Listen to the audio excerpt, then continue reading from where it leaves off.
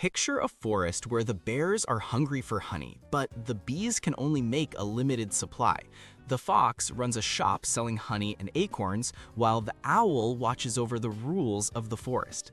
Every bear wants more than what's available, and that's scarcity.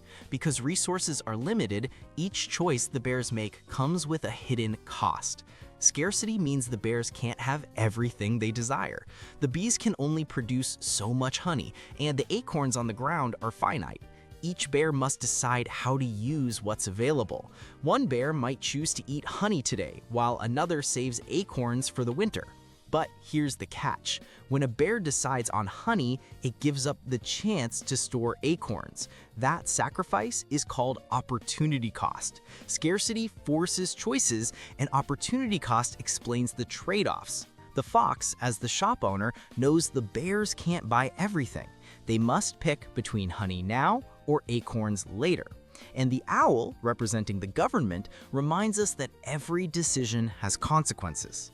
Scarcity creates the need for choice, and opportunity cost reveals the price of that choice. This isn't just about bears and honey, it's about our daily lives too. Every time we spend money, use our time, or make a decision, we face scarcity, and every choice carries an opportunity cost. Choosing one thing always means giving up another. That's why scarcity shapes opportunity cost in every part of life.